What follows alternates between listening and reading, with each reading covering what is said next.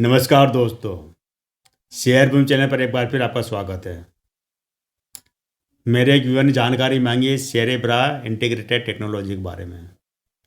उन्होंने काफ़ी समय से बहुत बड़ा इन्वेस्ट किया हुआ है, लेकिन वो फंसे हुए हैं इसके अंदर। तो जानना चाहते हैं कि क्या करें इसके अंदर।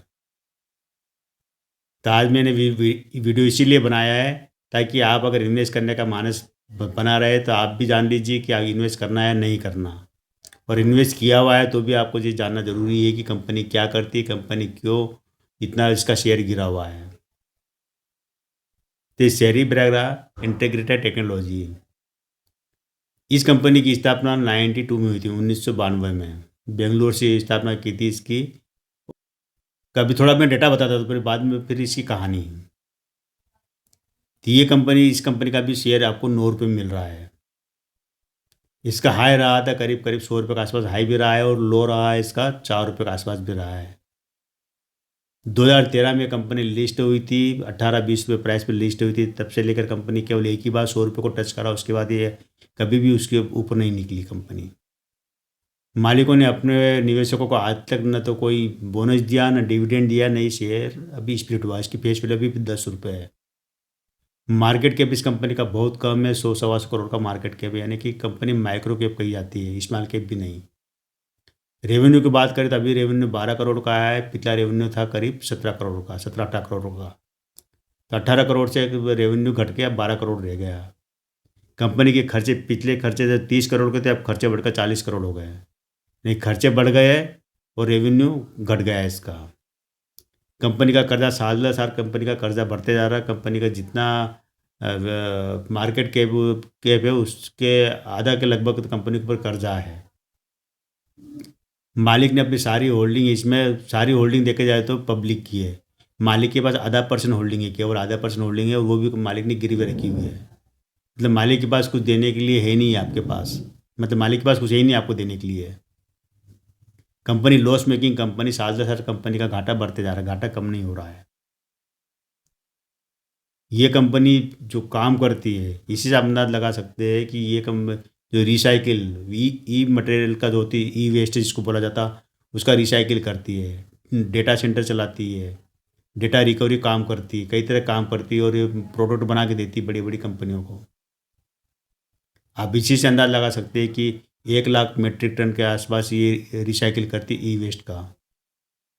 एक ज़माना वो भी था कि दुनिया भर के जो ई वेस्ट निकलता था, अमेरिका, जापान, ब्रिटेन, वहाँ का सारा ई वेस्ट, वहाँ के रिसाइकिल नहीं करते उसको। हमारे जो देश भारत है, अफ्रीका, युगांडा, वैसे देशों को वो एक्सपोर्ट कर देते। मतलब वहाँ से हम कबाड़ खरीद के यहाँ आता था, हमारे यहाँ के व्यापारी वहाँ से कबाड़ खरीद कर ले आते थे, चाहे वो टीवी हो, लैपटॉप हो, मोबाइल हो, टैबलेट हो, ये इनको वहाँ से खरीद के ले आते थे, जो कि कचरा होता था। बाद में यहाँ पर उसको असेंबल करके ठीक ठाक करके बेचते थे मार्केट में।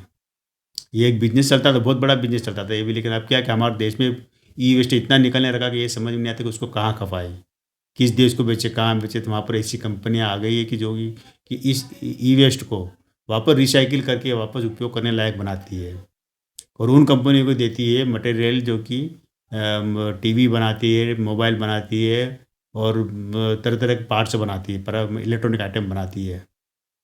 इसके अलावा घरेलू उपयोग में काम आने वाले सामान बनाती है, जो कि प्लास्टिक पीवीसी के होते हैं, उनको सप्लाई करती है कंपनी। काम बहुत अच्छा है, इको फ्रेंडली के रूप में जानी जाती है। ISI सर्टिफिकेट है ये कंपनी, ISO सर्टिफाइड कंपनी है, इको फ्रेंडली के रूप में जानी जाती है। एक अच्छा काम कर रही है, लेकिन वही है कि कंपनी अभी तक अपने आप को घाटे से बाहर निकालने में नाकामयाब रही है। केवल 4 करोड़ से कंपनी ने स्थापना की थी इसके 92 में। तब से लेकर अब तक कंपनी ने जो देखा जाए तो शेयर लिस्ट होने के बाद भी आज तक कंपनी का जो शेयर 100 रुपये के ऊपर नहीं निकला। बेंगलोर से कंपनी का कार्यालय बेंगलोर की जगह 2-3 जगह इनके प्लांट लगे हुए, जहाँ पर रिसाइकिल का काम होता है।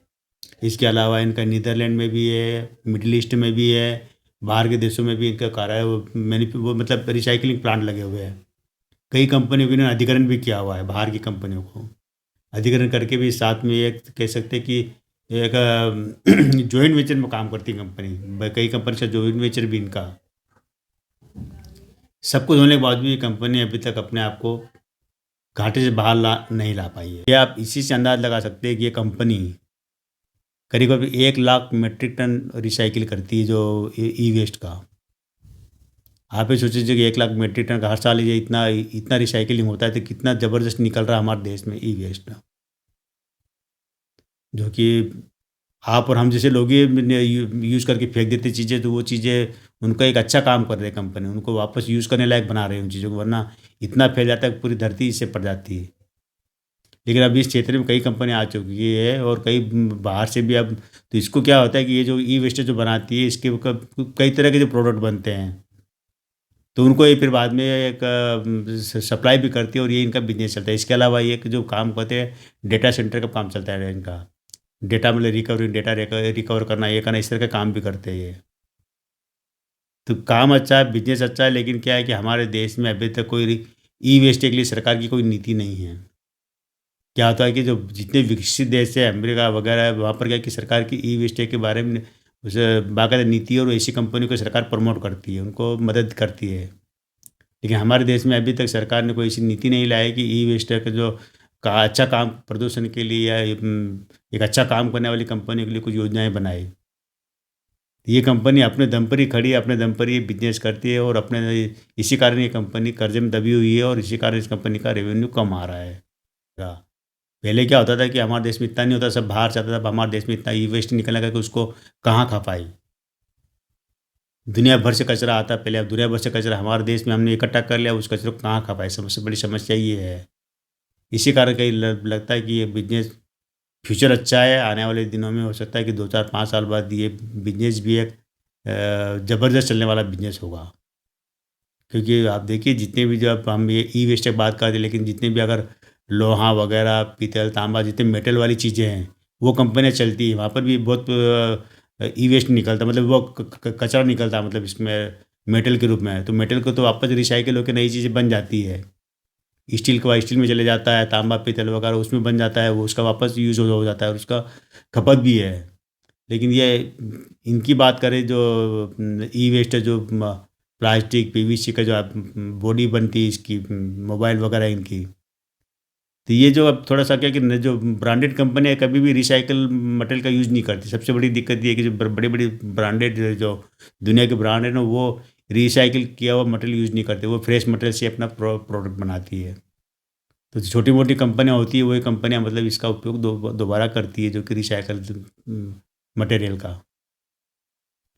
तो काम अच्छा है, बिज़नेस भी अच्छा है, 3 4 तरह के बिज़नेस करती है और 2013 में इसका आईपीओ आया था। आईपीओ आने के बाद से शेयर कभी भी ₹100 के ऊपर नहीं निकला है। 18-20 रुपए के रेट पर आईपीओ आया था इसका। उसके बाद से कभी भी शेयर ने अपने निवेश को कुछ भी नहीं दिया आज तक।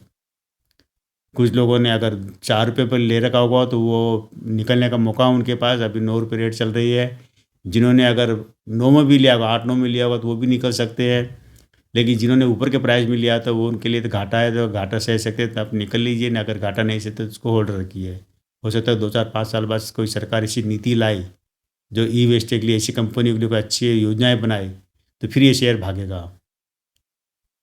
तो ये दोस्तों आज केवल इतना ही, कल फिर हम मिलते हैं एक नई कंपनी की जानकारी के साथ, नए वीडियो के साथ में। कैसा लगा ज़रूर बताना और शेयर कीजिए, सब्सक्राइब कीजिए मेरे इस चैनल को और अपने दोस्तों को बताइए। और जो भी आपको और जानकारी चाहिए इस कंपनी के बारे में तो मैं आपको दूँगा। तो ये दोस्तों।